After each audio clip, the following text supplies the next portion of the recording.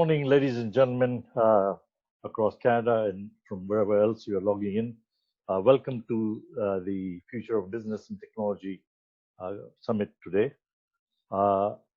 You'll be quite pleased with what we have in store. I don't want to take too much time. BTPAC is for about business certification and thought leadership on both sides, so we'll talk about it later. I want to introduce you right off the bat to John Ruffolo, who is our keynote speaker today. He's founder of Omers Ventures, co-founder of the Council of Canadian Innovators. He has been vice chairman at Deloitte. He's vice chairman at David Suzuki Foundation. It's a very long list, and if I keep going, we'll all be here a long time. So I'll let him. You'll find out for yourself. So, John, welcome this morning. And before I go, people I want to thank is Greg Rokos and ESI Technologies for helping us with this so that we could achieve this, and my colleague Derek Leckie and Iqbal, without whom we would never have been able to do that. So you'll hear more about it later. Thanks very much, John, all yours. Great. Well, thank you very much, Bashir, and welcome everyone to the BIZTEK conference. What I'm going to do is I'm just going to say a few remarks. I would call it the random thoughts of John Ruffolo, and the idea here being I'd like to just stimulate the conversation. We have a very exciting panel of experts, which I will introduce in about 15, maybe 20 minutes from now. And then we'll go through in detail. And during that panel session, I invite folks who are listening in to ask lots of questions. This is an incredible lineup of folks, and you have a great opportunity to get their insights. So let me first start. As many of you know, this panel is called The Future of Business and Technology. And what I'm going to do is I'm going to just kind of start off from a macroeconomic perspective. And I know there's folks from all over the world here, so I apologize in advance if I make some Canadian-centric comments, but the real intention is if I do, there'll be hopefully similar thinking in your particular home country. So let me just start off with a familiar quote from Charles Dickens, and I think this is really what summarizes for me the state of where we are today, and many of you are going to recognize this quote, but I just thought it was perfect. It was the best of times, it was the worst of times. It was the age of wisdom, it was the age of foolishness. It was the epoch of belief, it was the epoch of incredulity. It was the season of light, it was the season of darkness. It was the spring of hope, it was the winter of despair. We had everything before us. We had nothing before us. We were all going direct to heaven. We were all going direct the other way. What I love about this quote, and of course this quote is referring to the French Revolution, but to me right now we are at a very small point in time, in my view, of contradictions. So when I listen to that quote, the way that I view where we are today is this is a time of great uncertainty, but it is a time of great opportunity. It is a time when we look to the past for comfort, but we look to the future for a hope. It is a time when we embrace technology for its impact to our lives, but it is a time when we fear technology for its impact to our lives. So although it's a time of great contradictions and fear, I am personally very excited about what is here to come. So let's just kind of go back a little bit and understand a little bit of the macroeconomic cycle that we're in to better understand where we are in this continuum. So I'm going to give this a little bit of a technology-focused history, and my timelines are going to be North American-centric. The rest of the world slightly lagged with these timelines. But when you look to see where has this technology innovation run? When did it really start? And to me, the critical year to go back to was 2008. Interestingly, a time of another deep recession triggered by the financial crisis. But 2008, in my view, was a very magical time because we had three massive technologies that all started at different times, but they all crossed the chasm in that same year. We had mobility first, cloud computing, and social. And what happened in 2008, those three massive technologies really came together, and they really triggered a cataclysmic wave of creative disruption. And in fact, the promise of the dot-com era in the late 1990s was actually delivered, except it was 10 years later. And this cycle really generated lots of momentum within the 3 years following 2008. And what really happens is there's an entrepreneurial lag effect of usually about 3 years where entrepreneurs are really trying to figure out what do these technologies mean, how they could utilize them to effectively disrupt other existing businesses. And so the real run, and speaking from my perspective as a longtime venture capitalist, 2011 was really the beginning of the run from an investment perspective. And the capital that started to feed a lot of these great innovations really took off. And we've now seen the technologies that have been developed really cross the chasm to the rest of the GDP of various countries, starting at about 2015. And we're now seeing every traditional industry, in fact, become a technology company in some sense. Now, what's happened to the world over this decade of incredible creative destruction?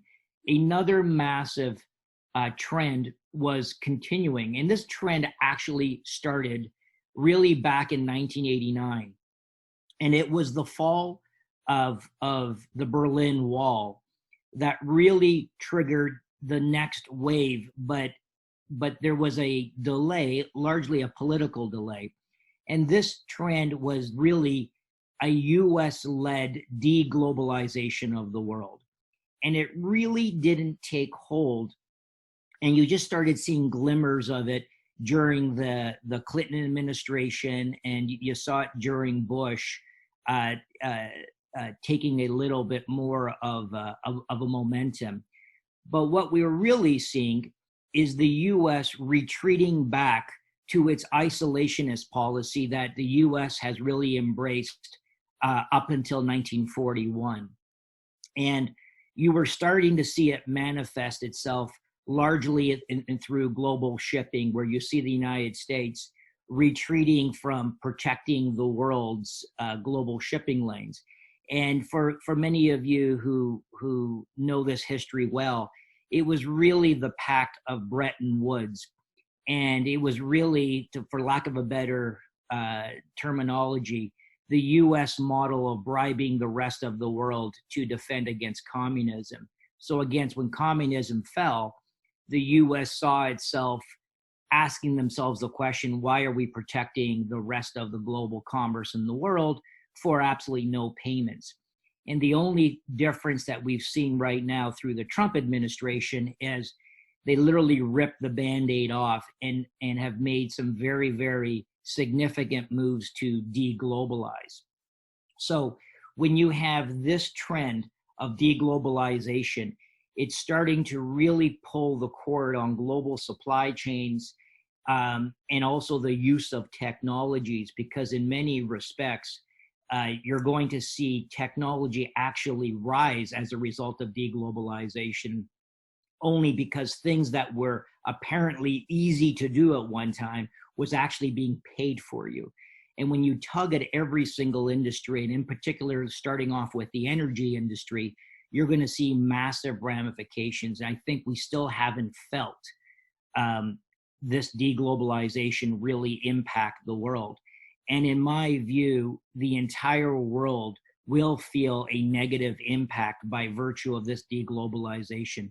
And ironically, probably the country that has the least impact on this deglobalization is actually the United States, for only one reason. They have such a large domestic consumer consumption market that they can actually withstand most global shocks. And most people don't even realize the US is one of the least globally traded countries in the world, so that they can actually trade amongst their various states. So we have this interesting forces of deglobalization, which is going to create massive uncertainty. And we have this other force of the adoption of technologies across various industries. So when you have these two forces at play, and certainly there's other forces like climate change, et cetera, this is creating this time today of massive uncertainty, massive fear, but also massive opportunity, because you will see the deck chairs being moved very, very quickly in many, many industries. And if you are a rising incumbent, this is the time frame on when you can make serious progressive moves in your business. Yes, the risk is high, but what tends to happen in these sort of volatile times is the incumbents, who have far more to protect, actually sit still. And in fact, the greatest risk that you can do to your business, in my view, is to do nothing. And I think that we're going to see a lot of this be heightened, particularly over the next 24 months.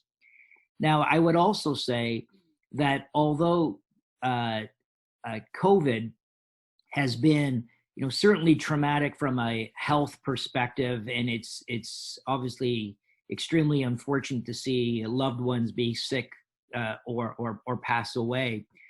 But my personal view is actually COVID didn't really change anything per se, because these forces have been underlying the whole time. What, in my view, COVID did, it's the analogy of ripping the Band-Aid off. It really did two things. It really amplified or accelerated underlying trends that were already happening. So as an example, the application of technology on online education. People knew it was important, but people didn't know that it might actually be critical. All of a sudden, we were forced in an immediate situation to adopt online education for the masses. And all of a sudden, your product market fit accelerated by years if there was no COVID application. The second thing that COVID, I think, has provided, it's actually exposed weaknesses and vulnerabilities, particularly in nation states. And a couple of examples there are, when was the last time you really thought about, food security or food scarcity? For some of the folks who might be dialing in from the Middle East, this has been a very, very critical issue. In North America, we took it for granted. We took for granted healthcare supply chains. We took for granted sensitive manufacturing that needs to be close to home. And it's not that we didn't think it was important, but I think it really amplified how critical industries really play a role in your particular society. So where are we right now? So for most countries around the world, we went through a first phase, which was really the closing down phase of the economy and the introduction of government-led subsidies to hopefully freeze the economy so it doesn't melt down beyond an inability to recover. Most countries are getting through it, although we're hearing some areas are actually going in through their second wave now. But generally speaking, most countries have gone through this phase, and most countries are in the reopening phase at various stages. The third and final stage is the stage that I'm excited about, and I'm calling this the recovery and reimagination phase. And using Canada as a proxy, I'm hopeful that this phase will start post Labor Day. And basically, this is the phase that we're virtually all back to work, with some exceptions. And we are living with the new normal. And the real question is, there is an opportunity to actually get things right. When you've had this discombobulation in your economy, do we go back to where things were, or do we look to certain industries, certain elements of our economy, and reshape it to an ideal state which we've always dreamed about seeing? And there's a number of examples in Canada. I'll just give one example. I'll use the energy industry. Our friends and family in the province of Alberta are feeling the serious pain of the energy industry. But again, COVID really just simply decreased the amount of global demand for oil. The other factors, such as the price war between Saudi Arabia and Russia, the lack of refining capacity, the lack of transportation of oil to the refining capability, particularly in the Gulf of Mexico, states of the United States. There were so many, and not to mention climate change and sustainability. There were so many headwinds in that industry. Is there an opportunity, for example, to reposition the province of Alberta as one of the energy capitals of the world? And I never said carbon-based energy, but is there an opportunity to transition all that great expertise and knowledge into being a renewable powerhouse? And again, not overnight, but really looking at how to transition that, as opposed to assuming things will go back to a state that perhaps never will be again. And then there's a few questions on if we want to get to a certain place in a certain reimagination, what will it take? And there's three policy levers that I think about in any of these industries to reshape them. And in a time like this, despite your political views, like someone else has said, we all become socialists in a period of turmoil and uncertainty like this. And we probably need some government kickstarts to help us move in the right direction. And the three policy levers that we typically think about are access to capital, access to talent, and access to customers and markets. And there's a variety of political and public policy levers that can be pulled in order to stimulate the direction of the economy. So what is the end game here for us? And us, I'll just use Canada as a bit of a proxy, but based on my travels around the world, most countries that I speak to share a similar view. I mean, through this time of uncertainty, and again, I hope that this recovery phase starts very, very soon. But those organizations that will survive and thrive will be those that can scale and compete globally. And in particular, utilizing technology as one of their key competitive advantages. And I think that the application of technology in these traditional businesses is going to be paramount to any company that wants to survive and thrive. And I think that we're going to see technology play an important role, both positively and negatively. We're going to see more than we've ever seen issues around security, privacy, job dislocation, social economic strife and divides based along technology lines.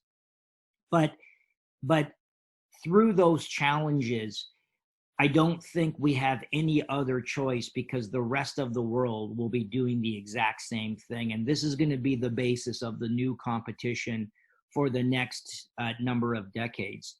So my final message to the folks listening here is, we can't look backwards now. We need to be looking forwards. And the future of Canada and the future of many of the countries in which people are dialing in is now.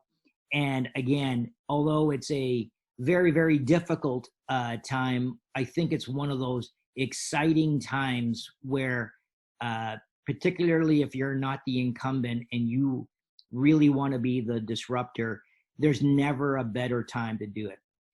So thank you very much. And I will start to turn this over to a panel.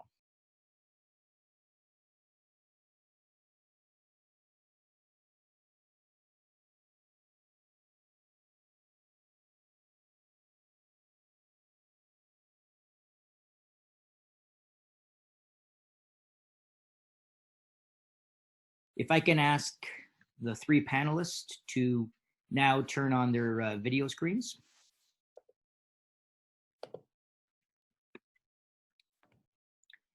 Great. Thank you, folks. So what I'm going to do, I'm going to introduce the three panelists. I'm going to ask the three panelists if you can just, for about a minute, provide context on your background so that people can think perhaps about directing a question either specifically to one of the panelists or to the panel in general as a group. And then what I'll do is that I have a series of questions here for the panelists. And I will be asking the panelists, some of them, I'll just randomly select a few of you. I might ask all of you a particular question. And then Bashir and his team will be looking at the questions through the chat that any of you have. If you have a question, feel free to ask a specific individual on the panel or ask the panel as a whole. But what we'll do is that we'll try to embed a number of your questions so that you have a lot of your questions addressed by this panel. So without further ado, I'm very excited to introduce this incredible panel. The first individual, Samir Zabaneh, please introduce yourself. Great, thank you, John, and thanks for the great speaking notes. Good morning, good afternoon, and evening, everybody, wherever you are. Thanks for having me on this panel, John and Bashir. So as John mentioned, my name is Samir Zabaneh. I spent the last 12 years or so in the payments industry, and which now oftentimes is being referred to as a fintech industry. And when I joined the payments, just highlighting some of the comments that John has made about the use of technology. And I can't think of an industry where, at least from my personal experience, that has shifted from being pure financial services into a technology-enabled services. And those companies that have won a lot in the payments world are the ones that actually have utilized technology, not just the back-end technology that's available to everybody, but a lot of the front-end one. So I spent those 12 years, worked at different companies, Monero Solutions here in Toronto, Heartland Payments in New York, First Data in New York, and throughout each of these, I guess, experiences that I had, I've managed to find ways where I could utilize technology or a newer technology to create substantial shareholder value throughout this experience. Great, thank you, Samir. Next we have is Greg Rokos. Greg? Well, good morning and good afternoon, everyone. I hope everyone can hear me well.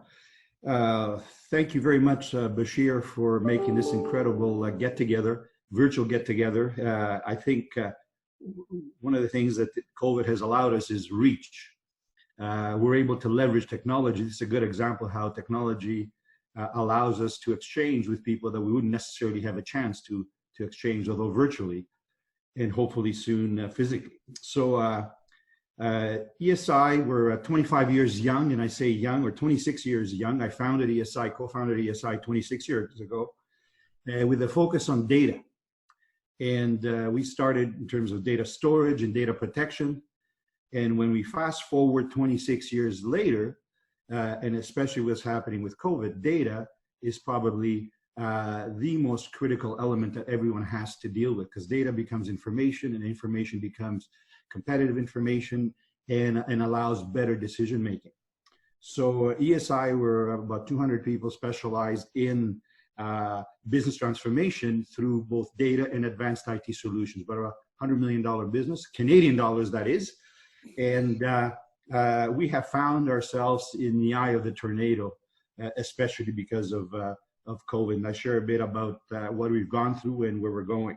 So this whole thing of data transformation, to be able to transform data, you have to be able to rely on data.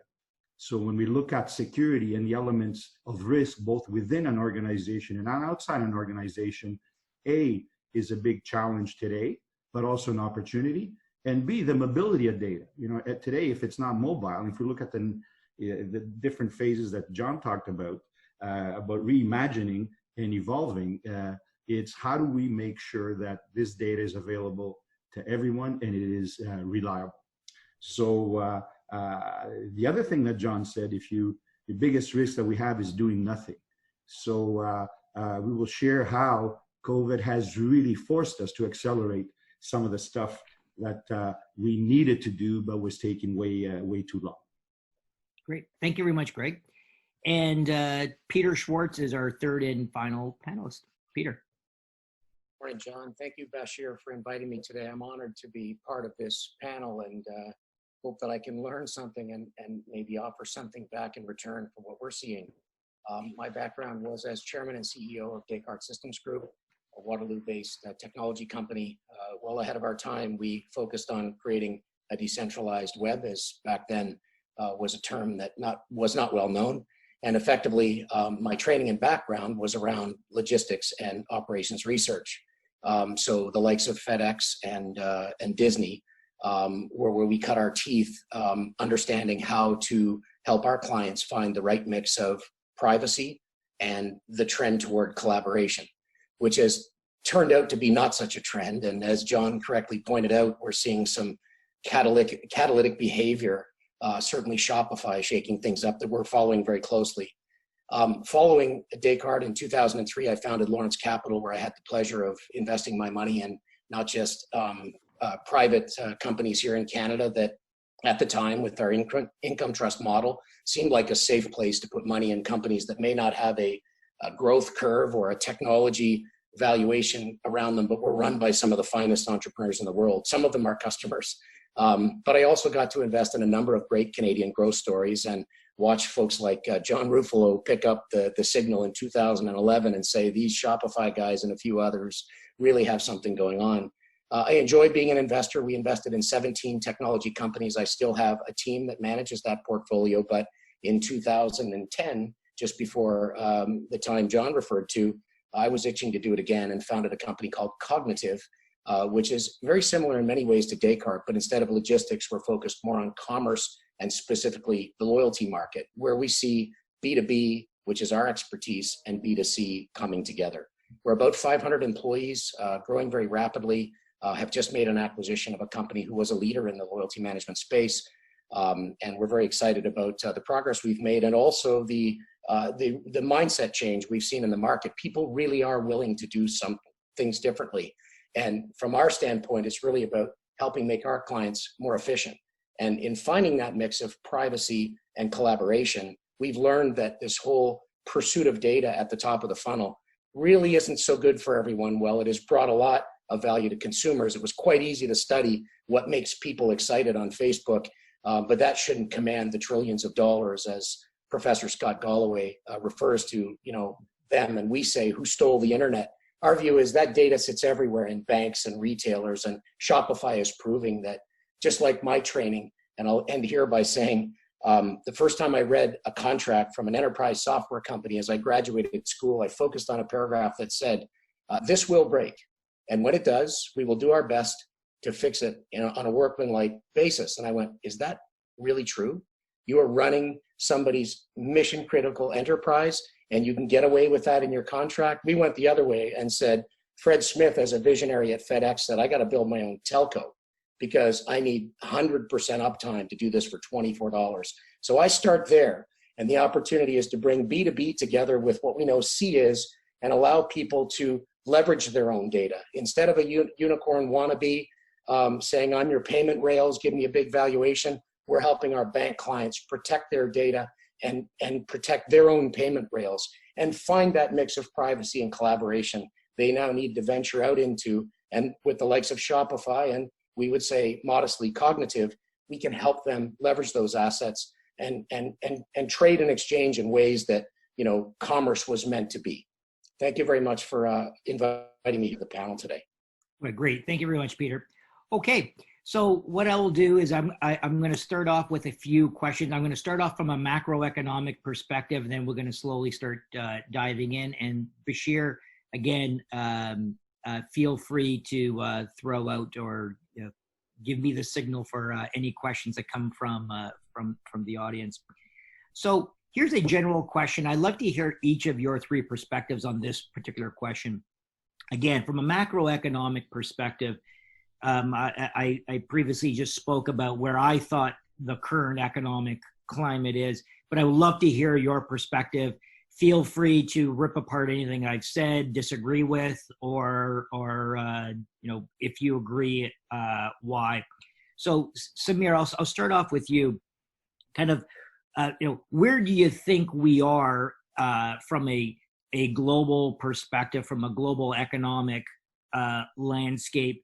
And you know, where do you see the severity of this in? Is it a temporary blip, et cetera? So I'd love to hear your views. Sure.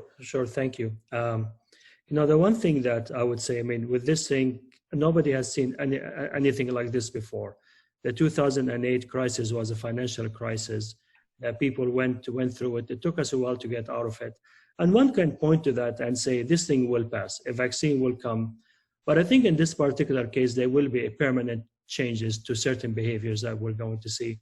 And you highlighted some of the key things that every company and every nation on a macro level would have to think about: supply chains, a globalization. I mean, I think it will take us a while to get there. This is not, you mentioned Labor Day, where things in the markets that are open are going to feel maybe beginning the recovery.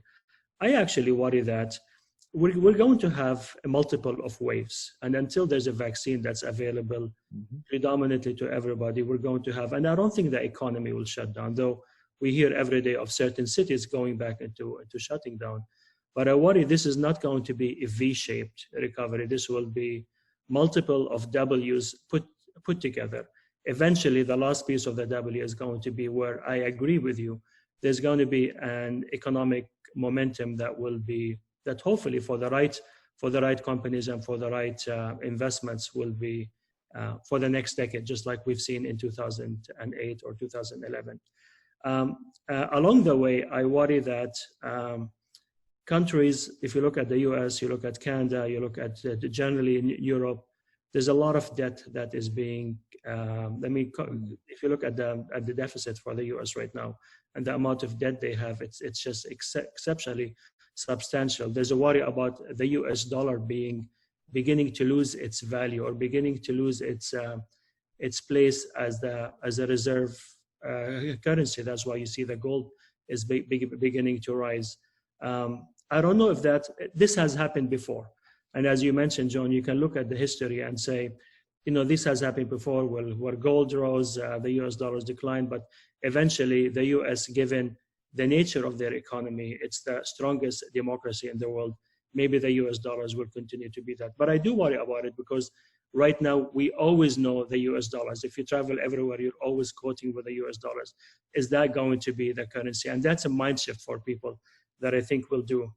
I worry about nations' debt. I worry about the weaker nations. You mentioned the stronger will survive and the weaker ones are going to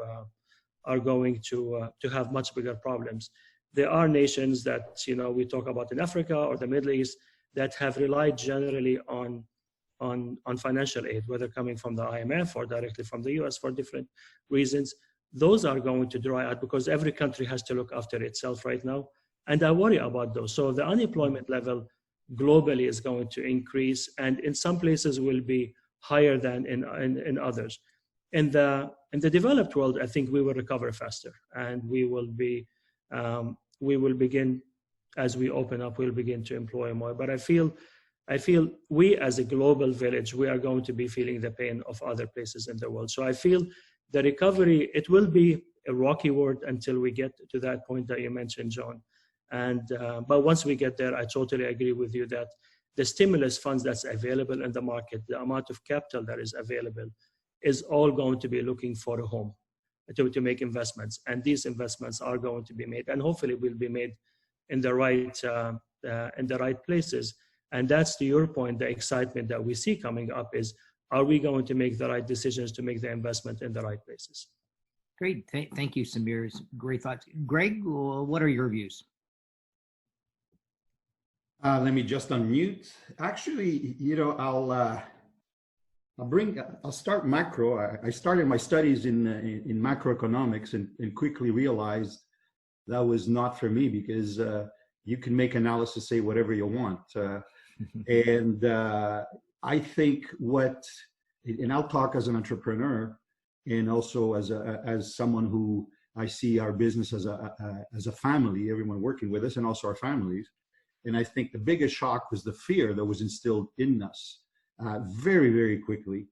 And if I look back through all the periods of strife that have happened on a worldwide basis, there have been winners and losers. And this is happening as we speak, both at a micro and a macro environment. Within industries, you look at retail industries where people are filing, or as an example, car rental industries where we think that industry is going to disappear. I know of companies that most of their business is not driven by airport business. They have trucks, they have corporate, and their businesses are doing pretty good. So within industries, even industries that are under stress, there's winners.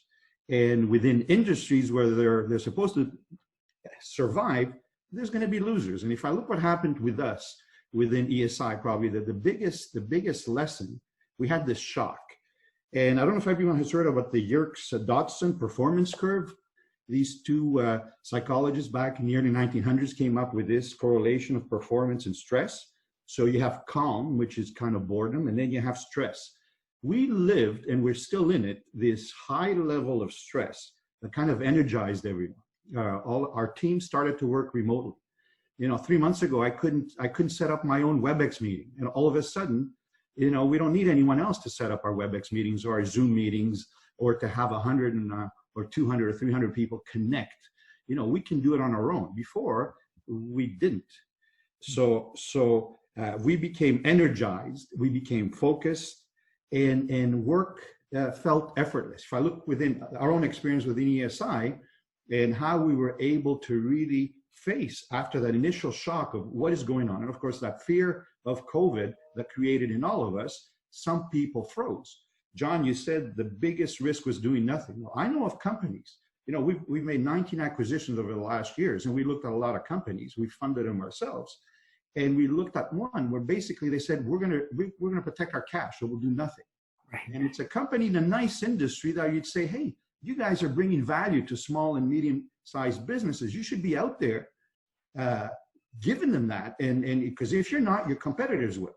And guess what? They protected their money, but they lost 4 months. And 4 months in today's environment is a lifetime in some cases of survival and thriving. So this whole period of stress has been stretched by COVID. And in a way, I like it, because for us, it has given us reach. You talk about globalization, and we talk about the ability to reach customers or people that we wouldn't normally reach, to get our message across or to help. Well, this is a time of evolution and in a lot of cases, innovation. And I've seen it happen much quicker. I've seen our business plan where we sat down with our board, and things that we were supposed to do in a year, we did in 3 months. And why didn't we do that before? So I think we had invested in technology, but the biggest challenge is collaboration. How do you collaborate, leveraging technology to work in an environment that's reliable and secure? And I think Peter said something that I wrote down. You talked about, Peter, about data out there. You talk about B2C and B2B, and leverage your own data. That is something, the data that's out there that we can all Google, everyone can Google. But how do you create your own data that gives you a competitive advantage? And how do you put that data in the hands of your managers for them to make better decisions? Or the people that decide, not just managers decide, So how do you make that data a powerful tool? It doesn't matter what industry you're in. Today with both the cloud availability of elasticity and agility and IoT sensors that we can have reliable data. We can get data that we wouldn't necessarily be able to get 5 years ago with sensors. We can create our own data. And probably the next phase of explosion that we're going to see is companies, regardless of what industry, that will create their own data and they will leapfrog the competition. And today, competitors can pop up from anywhere because we're virtual. And we know some of our very large customers, they're getting ready to continue working remotely till next March or April, not September or October. So they're renegotiating land leases or office space. They're developing and investing in new technologies to be able to effectively work remotely, because not everyone can effectively work remotely. We realize that our bandwidth is not enough. The video craps out in the middle of a presentation. We can't hear half the story. Well, these things have to be reliable, or else we can't continue to have one-to-many interactions if the underlying technology is not there. So we've doubled down, and we're aggressively looking to grow our business. We've entered the U.S. virtually at a time where we've been trying for so long physically, and we were pushed back because of different barriers, and now we're in virtually. Great. So in a way, we are excited about the challenge to innovate up ahead. That's great, Greg. And Peter, your view. Thanks, John. And it was great listening to both you, Greg, and Samir. And I think if we had a long time today to sit in a room with a whiteboard, I'm sure there'd be some really fascinating conversations. The mix of what you're doing with your own businesses today and some of the macro themes you both referred to and John commented on earlier. And I would say a couple of things that, as I've been listening through here, have struck me are certainly John's comments about deglobalization at a time when I just think that's bizarre.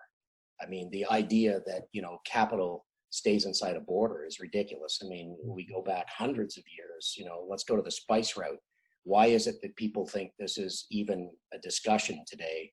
And, if I put that together with what my father, God rest his soul, when I was growing up, he said, look, there's a couple things I understand. As a good engineer, it makes sense to me now what he was saying, but I also learned that in business school at Ivy with the case study method.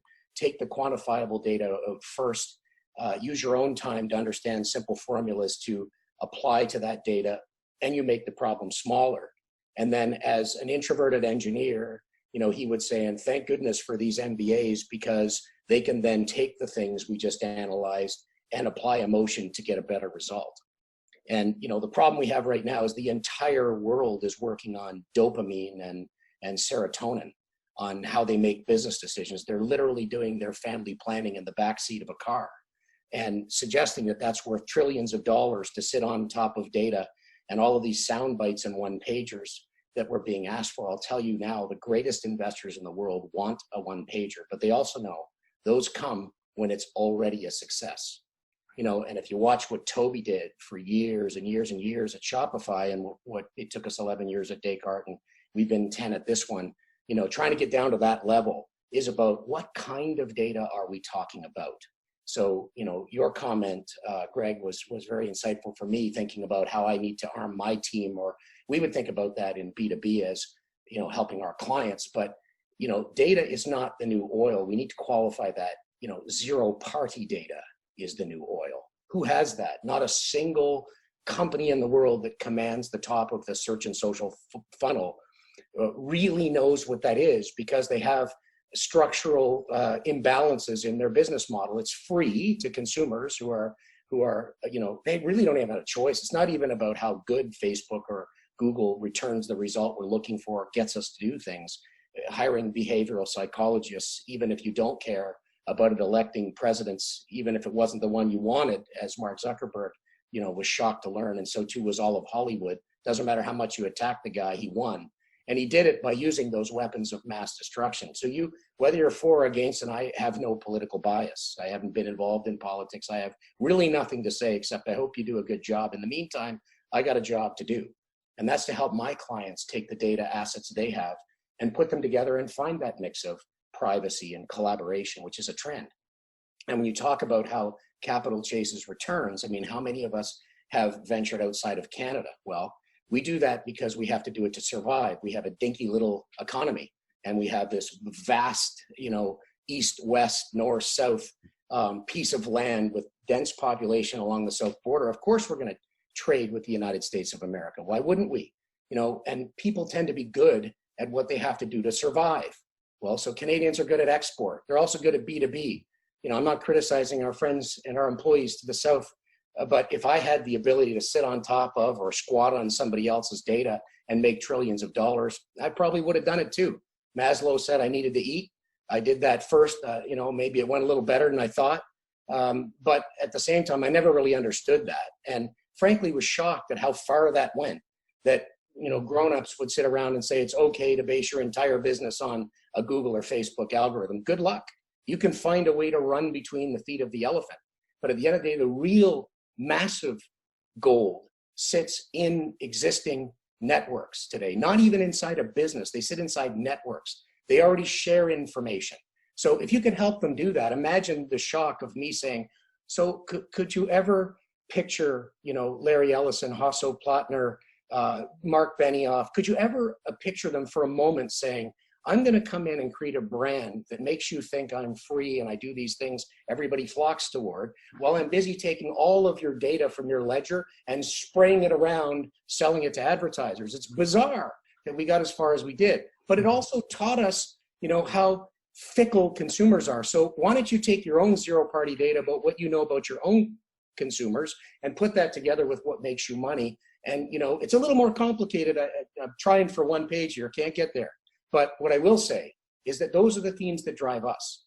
Even the notion of an industry, well, we know what that means practically. Somebody knows a lot more about oil than I do. I better go get an expert. I can hire that.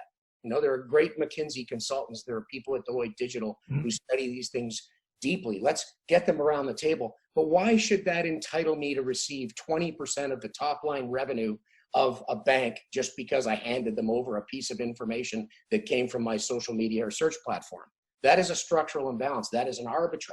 And nobody's long. If we're going to build technology, that technology has to do more than just make money on a transaction or monetize that transaction. You cannot make money against Facebook and Google. Stop trying to do what they do. Understand where they fit in your network and use them for that purpose. If you need to bring people in off Google, you know what the cost is. Facebook has a cost. It's a tariff. You can read it on it. It's not a difficult constraint to implement into whatever algorithm you're building to make a bank or a retailer more efficient. Toby did not build retail tech. Technology is a bit of a fiction when you call technology an industry. There's no such thing, right? That is not an industry. We like to talk about it because it gives us big multiples and valuations. Every company in the world needs to be steeped in technology in order to succeed. Amazon was not a book retailer. Amazon was building what you've seen them build. Toby wasn't replacing retail tech. Imagine the catalog inside, whatever consultancy, Gartner Group. Here's the retail tech man. These are XY, things with millions and millions of startups and successful companies worth $1 billion or more who provided retail tech. They know exactly what they do for their customer, and there's still many of them thrive today, and they're quietly doing B2B things. But the real big moment was right around the time Shopify went public. And nobody really saw this. Amazon couldn't be bothered with anything but a commodity, whereby there's a certain level of value that comes in a mix that to me, doesn't make long-term sense. If you're providing logistics, I grew up in that world. Amazon is not FedEx. Amazon cannot compete with the metrics FedEx has, no matter how hard they try.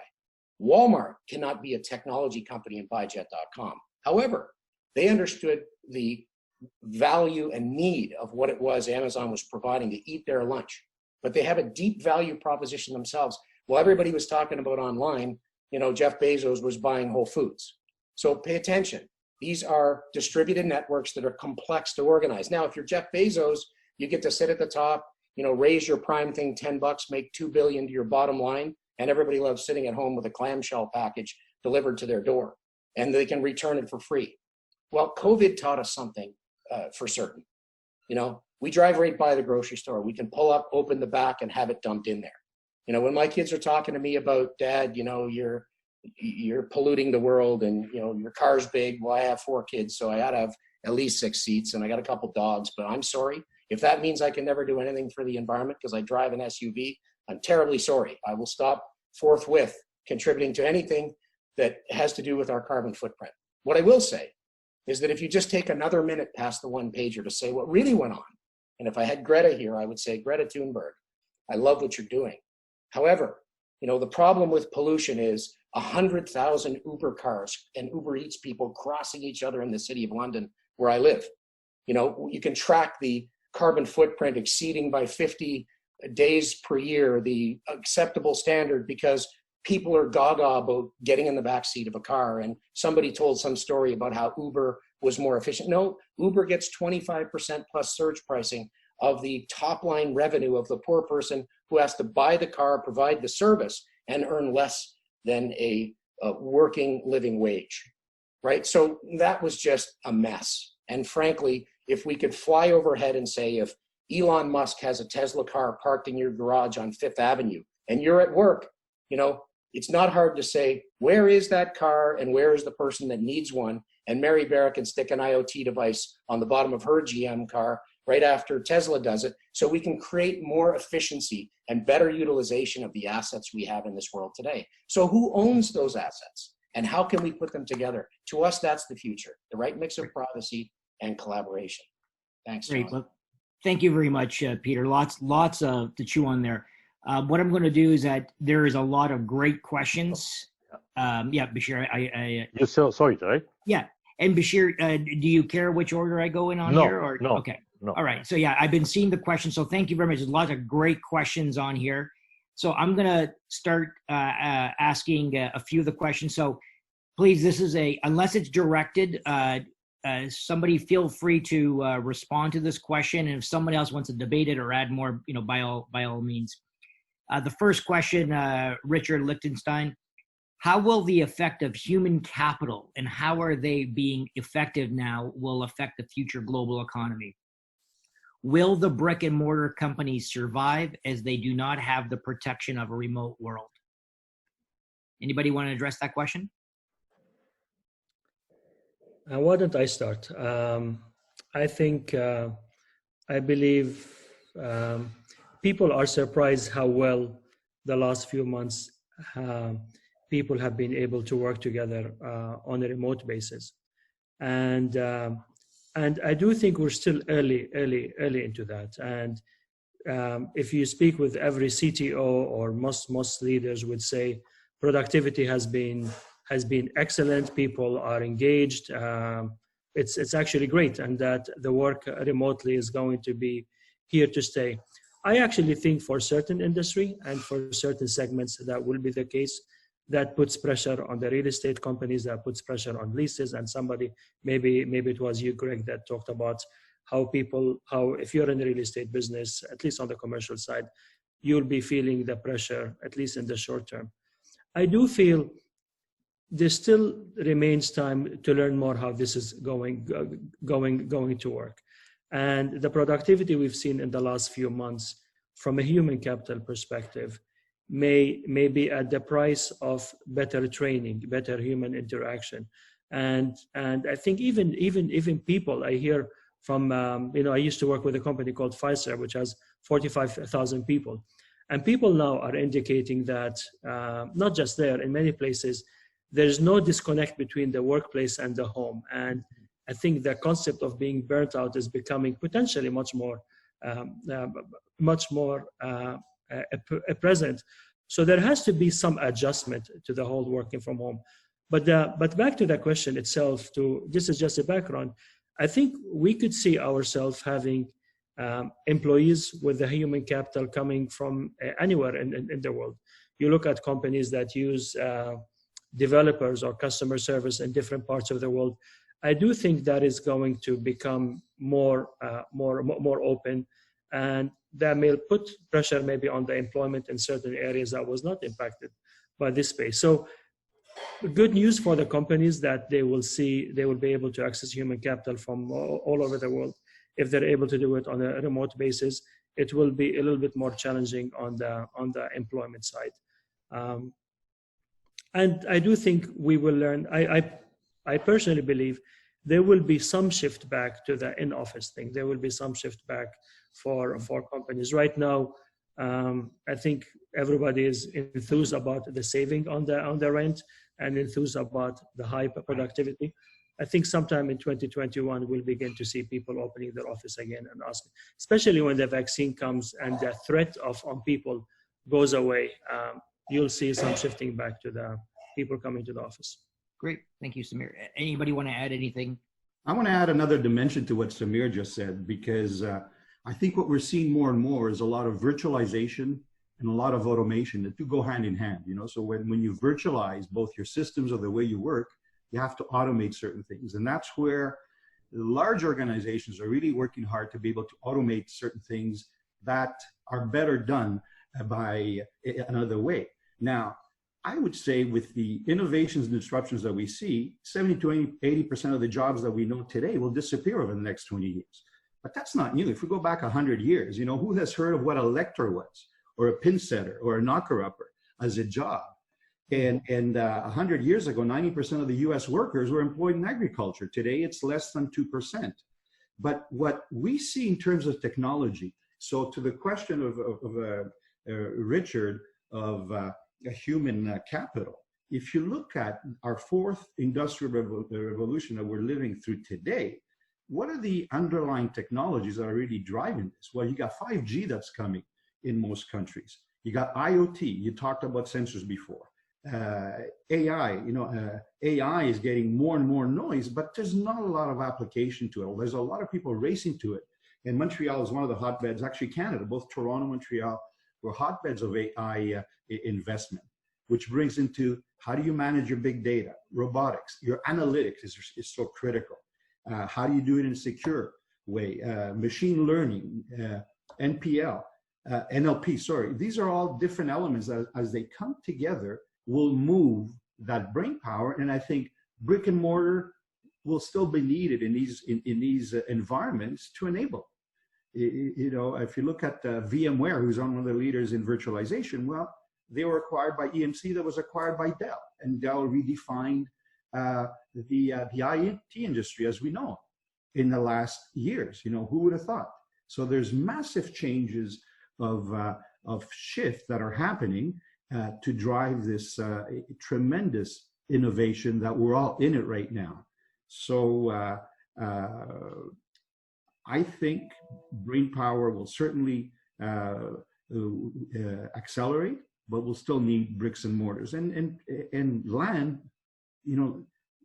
Short term, if we look at the landlords or the office spaces, there's going to be a redefinition of how we use space, for sure. But land is an asset that's limited. It's finite. It's not infinite.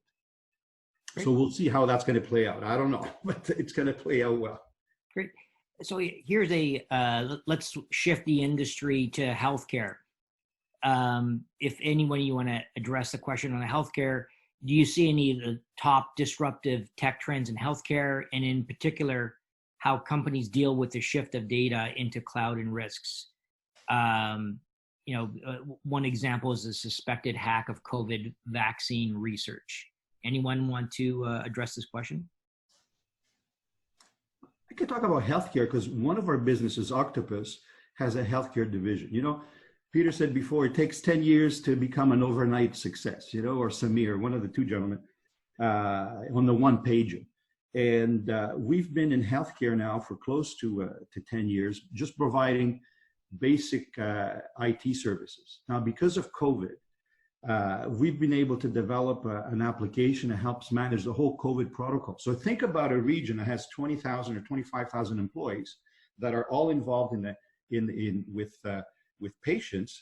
And at any given time, you have 10 to 20% of your workforce that is or could be affected by the virus. They have symptoms, they're positive symptoms, negative tests. How do you manage all that? And all the HR systems that are out there, there wasn't a system that could effectively manage that. So we quickly developed an application that helps manage the whole protocol, an HR application, not a medical application, that a health region can look at their employees and manage the whole process to say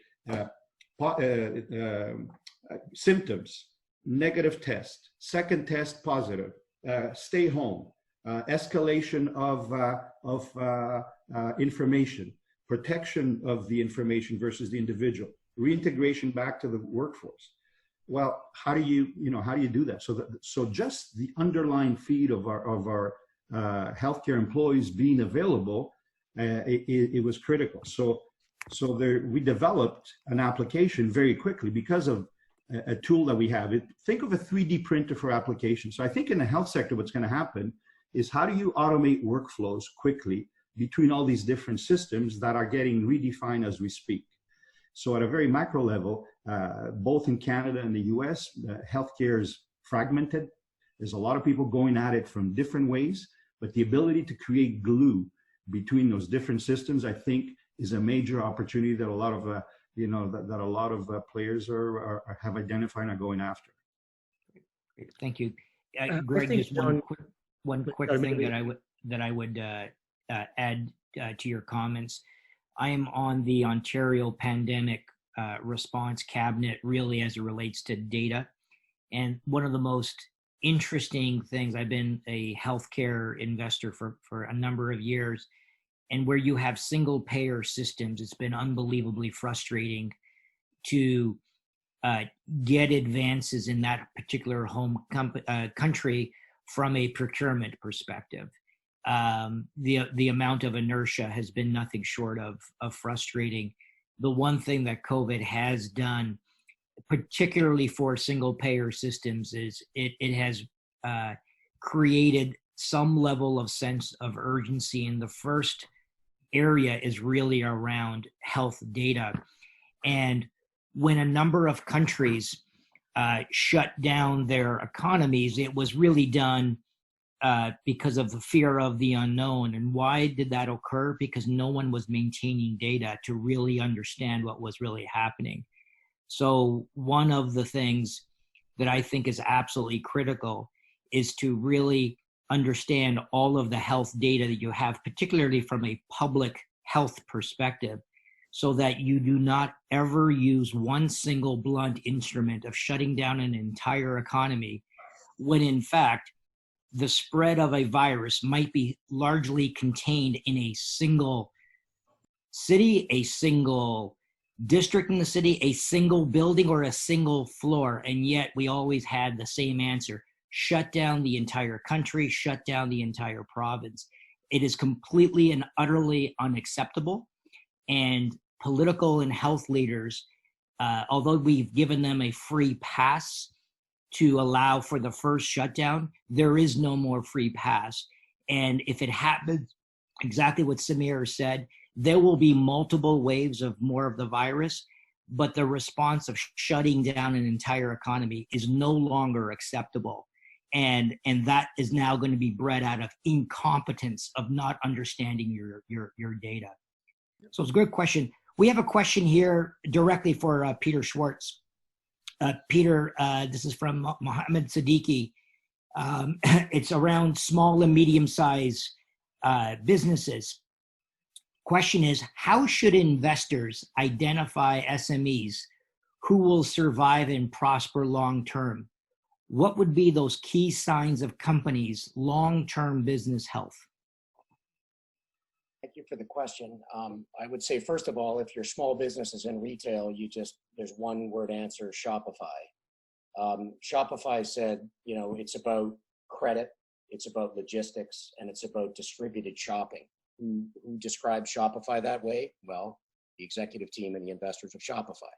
You know, it wasn't, I'm going to replace your POS device and give you a card thing you can swipe for those looking for a one-pager. And I think, you know, measure twice, cut once, especially during COVID, is very important. You know, we talk a lot about data and so on, but B2C and B2B investing are very different things. And they're coming together now, and B2C has a disproportionate share of the pie. I talked about how B2B is about owning critical zero-party data. We could relate it to, you know, are you investing in a technology growth company? What are they doing? If you're trying to fight in B2C, good luck, but look very closely at what's happening beneath B2B, B2C that is succeeding. It's strong, distributed, ledger, decentralized technology, and powerful, scalable, massive networks, right? So not building up a network of eyeballs, as we used to say, of consumers, where you can snipe their data and sell it to advertisers and subsidize your freemium model.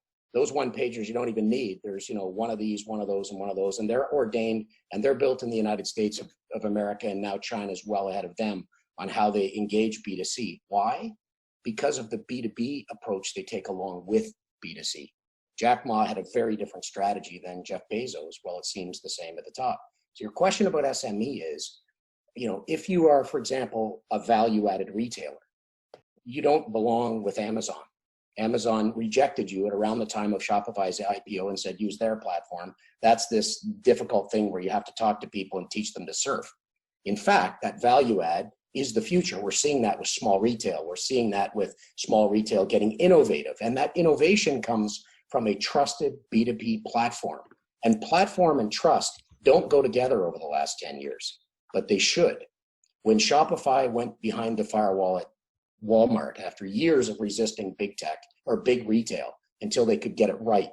And when they think about other markets like banks, massive change will happen. And those big market makers, as we know them, are custodians, the ones who protect our money, the ones who maybe you don't care as a consumer that somebody stole your card, but I know I do. And TD Bank looks after me quite fine, thank you. And they've been very critical during this time of need, despite making a lot of money, which is a PR issue. They have an essential role in the ecosystem. But if you talk to a tech unicorn wannabe, they want to disrupt them. And I would say we need to reconstruct the way our data is shared. And we have to give each business, SMEs have an opportunity now more than ever to very inexpensively connect, manage credit, handle logistics, and even shopping, to use that example. But that applies anywhere if you're a bank customer and you want to spend your points. The regulators are watching very closely the trend toward currencies that call themselves cryptocurrencies or currencies that, worst case, are fungible with cash. Well, that's just not going to be allowed. Mark Zuckerberg got it handed to him, and even trying it indirectly with WhatsApp. That's not going to happen. We have dollars, whether they're US dollars or not. Very good comments earlier about that. We'll see whether they're dollars or they're, you know, nationally recognized points at a bank. You know, beyond that, the regulators are not going to be friendly and chase around all these crazy stories. And for investors, where you can put B to B to C together, whether it's SME or in large companies, it's the same thing. What is the added value? Where is the arbitrage? 25% of the top line revenue to say this person wants to find something close to them, right? That's an arbitrage. So if you own transportation assets that are deployed around the world, how can you better utilize them? If it's retail, how can I say, instead of getting beat on the surfboard that you're going to order from Amazon after I give you a lesson, how can I make that surfboard the same cost by creating efficiencies that come from collaboration on credit, collaboration on logistics, and where you don't have to do the Hansel and Gretel story, where you thought Amazon was really there trying to help you. Now, don't count Amazon out. I wouldn't count that company out ever in my entire life. For everything I said, just wait a minute. You know, because if they heard this call, they might have heard something from Samir or Greg or John that would have taught them that tomorrow they will move very quickly and have all the capital there to do it. This is not a criticism of Amazon. Success leaves clues.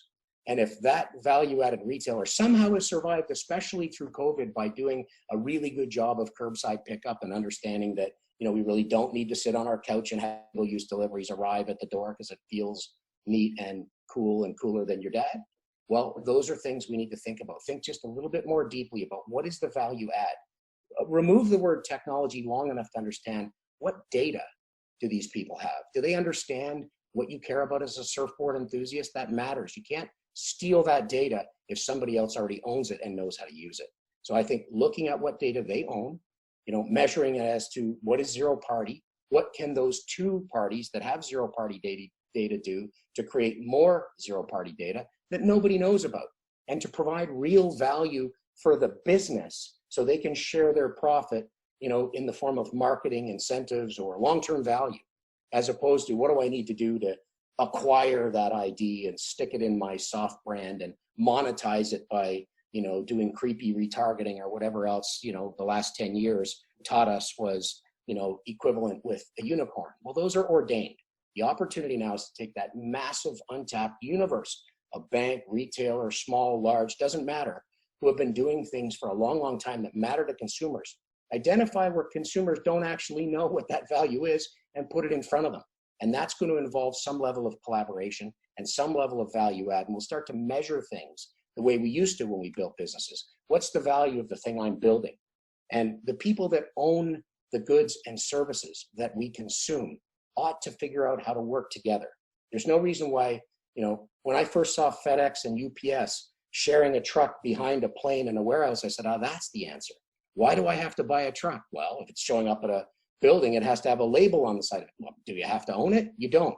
So start thinking that way about where the efficiencies and inefficiencies are, whereby we can trade and exchange together as businesses, our goods and services, our zero-party data, without concerning ourselves with what happens at the top of the funnel, other than to grab shopping data off meta sites or to try and bring home our consumers who are wandering around needlessly, endlessly doing things when they really don't have to, because we can deliver that to them. That's what you're going to see with Walmart.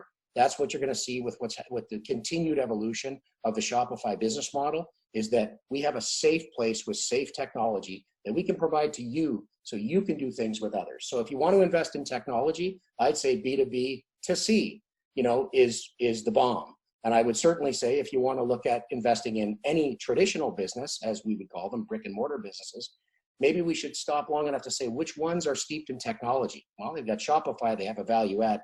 That's a great formula to start. Right. And John Ruffolo taught me something a few years ago, and I had the pleasure of sitting with him in his days following OMERS and thinking about where the world was going to go next, paying very close attention to what he's doing with data privacy and his tireless efforts to talk about how we're effectively losing our own sovereignty to, south of the 49th with all these B2C things and all of these risks around our IP. Bubble that up to the top.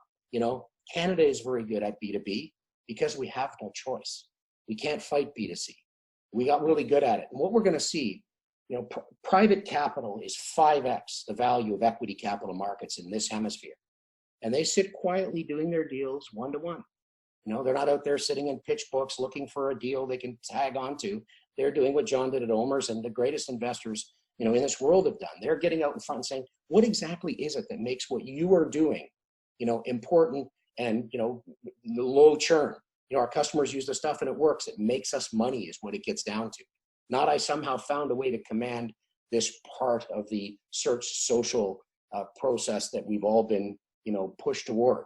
So I think as an investor, SME in particular is where the nimbleness is, where the agile thinking is, and now they've got somebody like Shopify they can trust to put that all together in one piece. And I'd say that's just a great untapped universe. And private capital is paying attention because they invest a lot of their money in those things, or they made their money.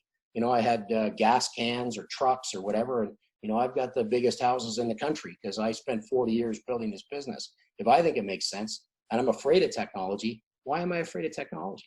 Well, I don't think Walmart's afraid of Shopify, but they might have been at one point before they, got past the one pager. So I think we're going to see some real, steep V's out of this, where you don't have to be part of a growing market to succeed. You have to get a bigger share of the market that exists. The hardest thing in the world to do is to make a market. So be patient. It does take 10 years, and it's worth it, by the way. Great. You get to see people doing things that they understand and that work out for them. Thanks. Thank you so much, Peter. By the way, I think Alexa might be listening to you. So if your internet shuts down, you'll know why. I do have no such thing. I listen to music on my HomePods because it's really great sound and what they've done with those algorithms. Other than that, they're shut off. Yeah. We have a question here. Samir, I'm going to direct this to you because you just touched on it. This is from Khalid Nazim. Just your views on commercial real estate. Very early on, there was lots of talk that commercial real estate is gone. That industry will implode. It's really a two-part question. A, do you agree with that? Kind of where do you see commercial real estate? And is there a role for technology companies to play to help support that industry? That's a great question. I think, as I mentioned, John, and thank you for the question. I think in the short term, they will be feeling the pain, and the pain is going to be more talked about than it actually happens. I feel there will be companies that will go online. I'm actually working as a consultant with a company that shifted from being entirely in the office, like no work from home policy, to being now almost to the other extreme, saying work from anywhere. So that's, I saw one extreme that is going to the other, and eventually that lease will not be renewed. So I do think the data will point that there will be some short-term pressure on the commercial real estate. Like I said, I do believe though, people came to the office for multiple of reasons. And of course, right now technology is more available.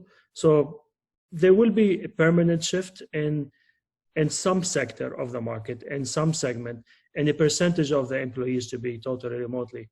But I don't believe the industry is going to implode. I think there will be time in the future, again, as I mentioned earlier, when the vaccine comes, and vaccine will happen. The one thing I love about when you look at the history, and John, you did very well looking at the history, is, there's always a solution. The human invention is incredible. Mm-hmm. The number of people and the amount of money going after the vaccine right now. We are already in phase 3. And actually, there's 2 companies in the world doing phase 3 right now. This is unprecedented in terms of the speed at which companies have moved. So a vaccine will be found, and this thing will pass. And I feel there will be a segment of people that work from home are going to back to the office. So the word implode is not going to be, I don't think it will apply. But we had, if you look at the recent history, we had a massive expansion of the commercial real estate. And John, very close to one of the companies, they couldn't keep up with that demand. I do think that will slow, and that will slow for the next 5 years. Human behavior will always be dictated on the most recent experience, and if people becomes more comfortable with that, with being physically close to each other, people will go back to the office.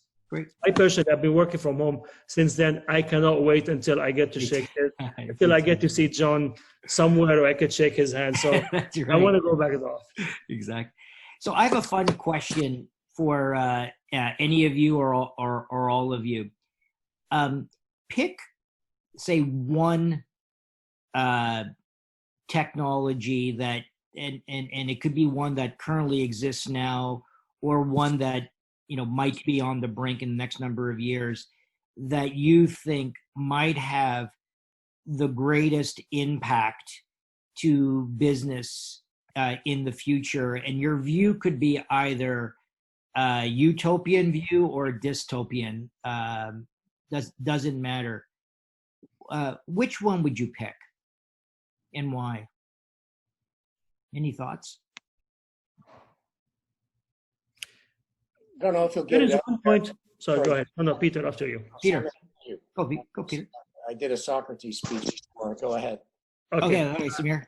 Maybe I'll go quickly and give it to Peter. I think we talked about the healthcare industry, and the healthcare industry, and one of the themes you mentioned, John, about COVID has resulted in the acceleration of things to happen. If you look at the most recent technology that have become very available in the healthcare industry, it's AI, the availability of data, and the cloud computing. The ability for pharmaceutical company to extract so much data, historical, like an incredible amount of data, quickly compute and using AI to make a prediction, using this data to make prediction on the side effect of any medicine that they are looking at. I do believe that technology within the healthcare, which I think is a very important industry right now, is going to accelerate our ability to come to the world with look at if you look at the cycle of medicines being approved, that has not really changed for decades right now. And I do think we're going to be looking at AI and the availability of data and the power of computing, and that's going to change tremendously. Great. Greg or Peter? Sorry, Peter, you were next. Any thoughts on that question? Yeah, I mean, I said Shopify earlier, but I'll take it a level down. I think as soon as somebody makes the B2B to C that can start at C or B, which is what they've done, especially with their latest innovation with Shop and having in place logistics and credit to allow that value add to trade and compete with, for example, buying something off Amazon. I think Tim Berners-Lee has it right. He had it right once. He'll get it right again. I don't know if he will be the commercial success this time, because it's awful hard the second time around. You get old and tired. But I'll tell you, the idea of a decentralized web, which is safe, and not this sort of sellout thing where, hey, I'm a consumer, I shall liberate, and I shall, we're getting taken advantage of. We're being walked to the gallows pole on saying, oh, well, why don't you own your own data and sell? It's ridiculous. Consumers are not market makers. Large, massive audiences and big, powerful companies who produce the things we consume will own the future. The problem is they've been disconnected from their consumers. They're interrupted because of the theft of the internet by search and social. So let's see search and social adapt to say, it's not about giving up a certain percentage of your data.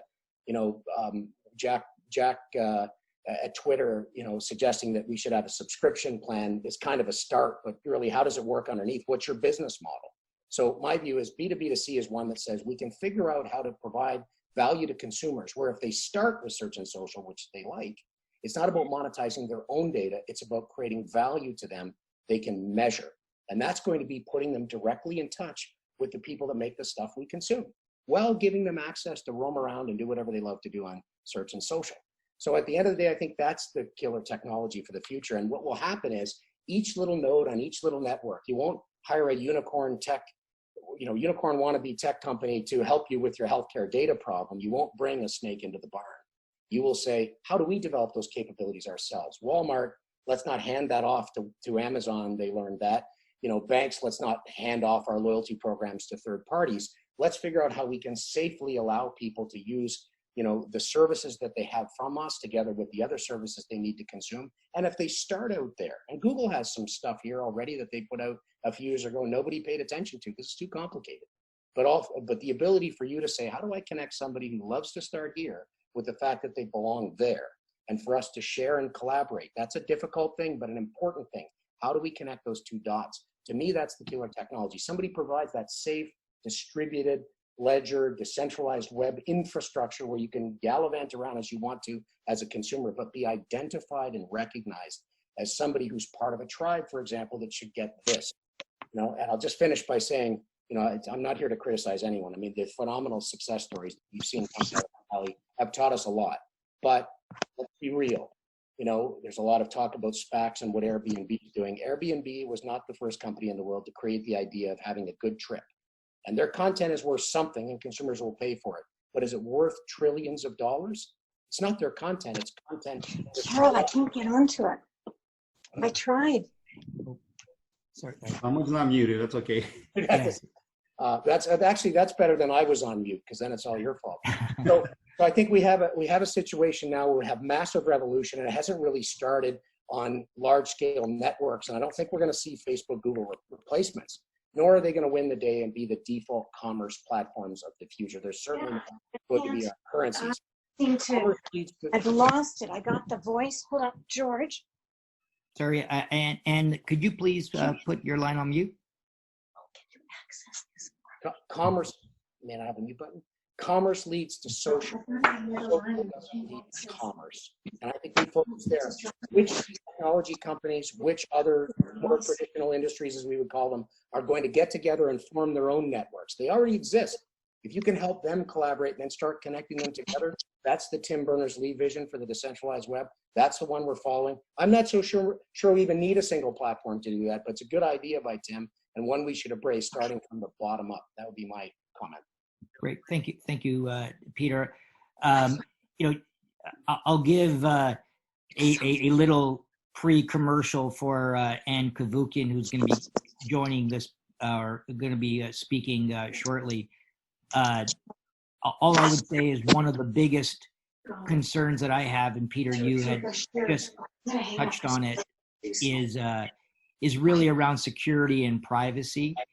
With the advent of sensors all around us, both in private and public spaces, and the temptation by large organizations to monetize that data, and what I fear in a time like this, where everyone's fear is high, the temptation to use fear of the public in exchange for the release of your liberty and your personal data and your security, and actually trying to convince the public that there is a trade-off between privacy and security, is the biggest fallacy.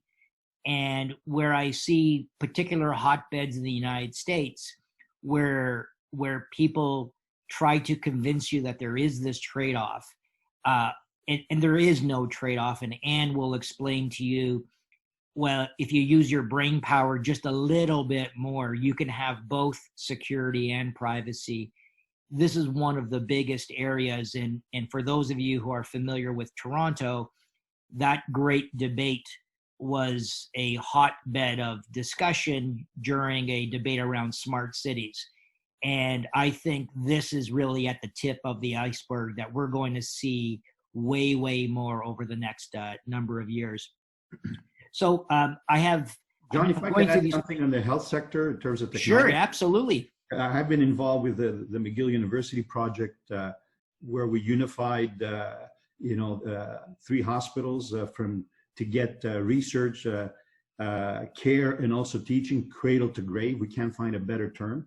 And I would say, to the initial question of what technologies in the health sector, I would say technologies, that break down silos. If you look at the health sector, there's a lot of silos today. There's a lot of people coming from different angles. So on the front end, you got telehealth, telemedicine that is evolving rapidly.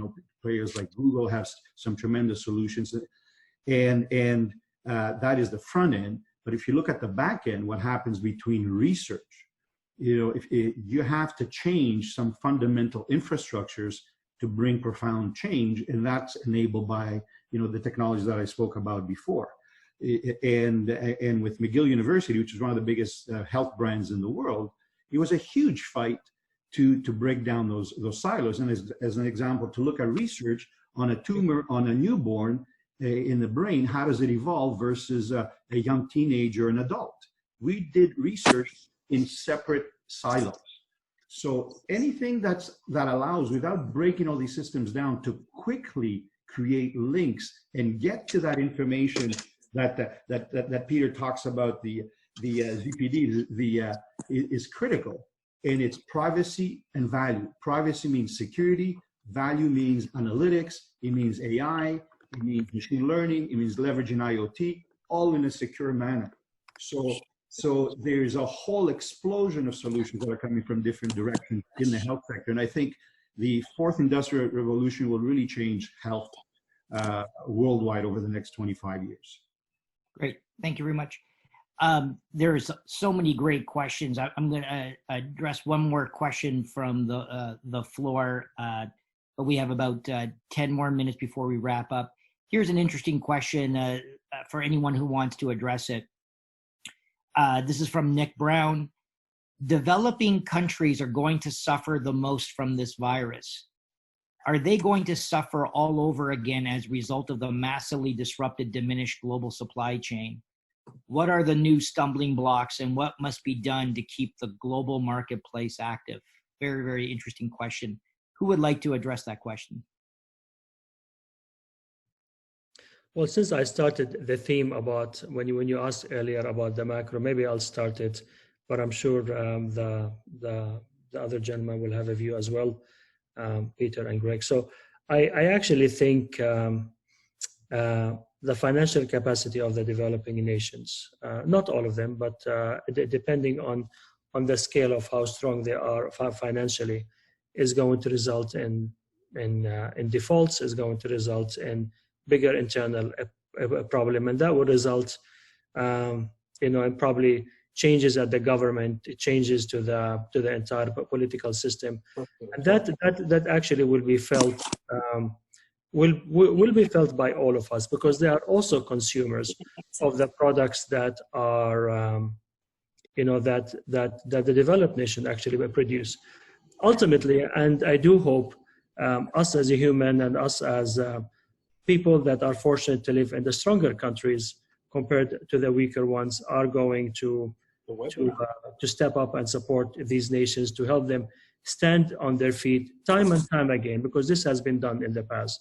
So I don't think those will be, while they will be challenging for them in the short term, they will not be left behind. I do believe in the human genuinity in this one, and people will be looking after those nations. Great. Thank you, Samir. One fun question. I know, Samir, you made a comment on this. I want you to pick a letter of the alphabet depicting what our recovery is going to look like. Samir, for clarity, I heard you say a W, which is getting a lot more prevalence. My view was starting September-ish timeframe, when we're, quote, back reopened, I was believing in a J curve, and a J curve lasting for about 24 months. My only comment would be that J seems to be stretching to a J's flattening out increasingly. But Samir, so you said a W. Unless you want to change your view, I'd love to hear what Greg and Peter think the letter of the alphabet that would closely resemble, the next, couple of years. Greg, you want to go first? The letter of the alphabet. Jeez, the Greek alphabet, or well, you don't have to pick a letter if you don't want to, but just kind of your view over the next 24 months, say, from an economic perspective on where do you see the recovery and how long, et cetera. We talk about working remotely. I saw some of the questions of some of the people that are listening to us, and the impact of measuring efficiency when people that are working remotely, because after a while there's the level of fatigue and exhaustion that happens because we don't have that human interaction and touch. Now, there was a Wall Street Journal article not long ago, I think last week, that talked about companies start to think remote work isn't so great after all. What's interesting is that projects take longer, onboarding of people becomes more difficult, and there's a series of things that, as technology, as we find ways to address them and still keep people together, we will succeed. I would say there's two types of organizations, almost regardless of the industry. Ones that become really proactive and create their own DNA as organizations and leverage technology, to ones that kind of sit back and by the way, Bashir, you have the power to mute if people have forgotten to mute. Yes, I did. I did. Yeah, I did. Just to help. Yes. So I think the next 24 months will be full of opportunity. We're accelerating our acquisition path. Once again, we had put it a bit on hold over the last couple of months, but when we look up ahead, there's going to be some great opportunities to acquire.